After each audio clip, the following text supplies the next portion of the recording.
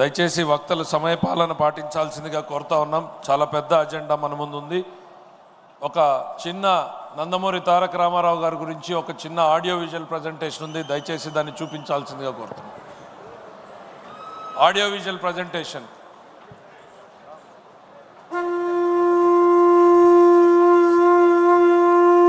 మహావేడుకల నింగి నేల పసుపుమయమై పరవశించేలా అంగరంగ వైభవంగా జరుగుతున్న మహానాడు పండుగ వేళ 10 కోట్ల తెలుగు తమ్ముళ్లకు, ఆడపడుచులకు, రైతన్నలకు, శ్రమజీవులకు, దేశ విదేశాల్లో తెలుగు కీర్తి పతాకాలుగా వెలుగొందుతున్న మన బిడ్డలకు వివిధ రంగాలలో తన ప్రజ్ఞా పాఠవంతో తెలుగు తల్లికి సాంస్కృతిక, సాంకేతిక, సాహిత్య నీరాజనమిచ్చిన కళాకారులకు, మేధావులకు, శాస్త్రజ్ఞులకు, విఘ్నులకు, ముఖ్యంగా నా పసుపు జెండాను కుండెల మీద మోస్తున్న తెలుగుదేశం కార్యకర్తలకు నా హృదయపూర్వక నమస్సుమాంజలి.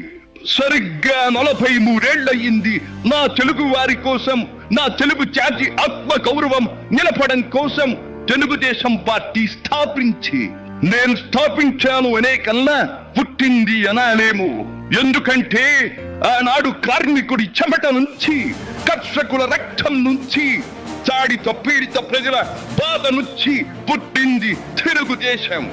కులమత వర్గాలకు అతీతమైన నవ సమాజానికి సరైన నిర్వచనం చెప్పేందుకే తెలుగుదేశం పుట్టింది. పేదకు కనీస అవసరాలైన పూటకు పక్కెడన్నం, తన దాచుకోవడానికి పక్కా ఇల్లు, గౌరవం నిలుపుకోవడానికి ఒంటి మీద వస్త్రం, వీటితో పాటు రైతన్నల సంక్షేమం, ఆడపడుచుల అభ్యుదయం, బలహీన వర్గాలకు పాలనాధికారం, వీటిని అందించడం కోసం మొదలైన తెలుగుదేశం ప్రస్థానం ఆ తరువాత ఎన్నో మలుపులు తిరిగింది. కొత్త జగతికి, అపూర్వ ప్రగతికి బాటను వేసింది.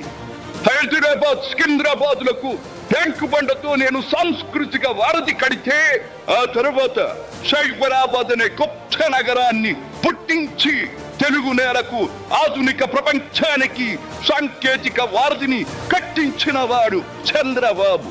లక్షల రూపాయల జీతం గురించి ఏమారైనా కలగన్నామా? దాన్ని సాధ్యం చేసింది నా తెలుగుదేశం ప్రభుత్వమే అని చెప్పడానికి మాకు గర్వకారణంగా ఉంది. డ్వాక్రా సంఘాలతో నా ఆడపడుచులు సాధించిన ఆర్థిక స్వాతంత్ర్యం చూసి నాకు సంతృప్తిగా ఉంది. గోదావరిని కృష్ణమ్మతో కలిపేది ఎప్పుడో పోలవరం తెలుగు వారికి దేవుడిచ్చిన వరంగా రూపొందే శుభదినం ఎప్పుడో అని ఆనాడు నేను పలవరించాను. పట్టి సీమతో ఒకటి నెరవేరింది. పోలవరం పూర్తితో మరొకటి ఇంకా 2 ఏళ్లలో నెరవేరబోతోంది. రెక్కలు ముక్కలు చేసుకున్న డొక్క సగం నిండని పేద ప్రజానీకారికి ఇంత ఆదరవు కల్పించడానికే ఆనాడు కిలో 2 రూపాయల బియ్యం పథకం పెట్టాను. అటువంటిది P4 కార్యక్రమంతో పేదకు పేదరికం నుండి విముక్తిని కలిగించి బంగారు కుటుంబంగా తీర్చిదిద్దే చంద్రబాబు ప్రణాళిక అహో అద్భుతం, మహాద్భుతం.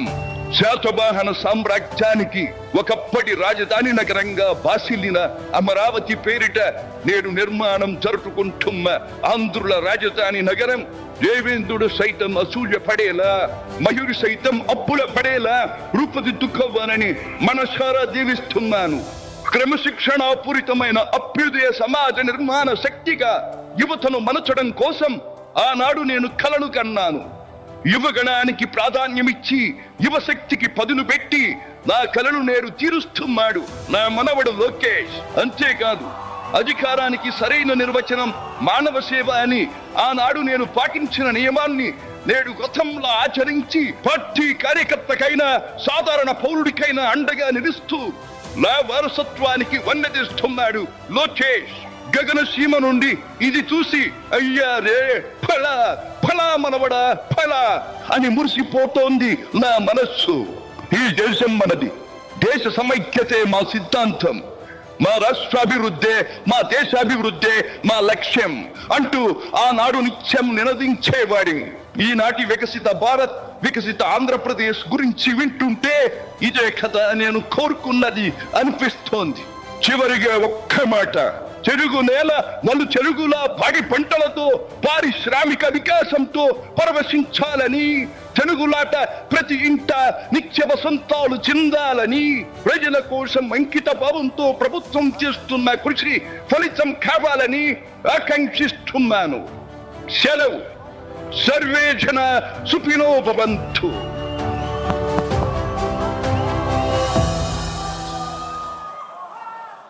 చంద్రబాబు నాయుడు గారు ఇన్ఫర్మేషన్ టెక్నాలజీ అన్న రోజుల్లో అర్థం కాలేదు.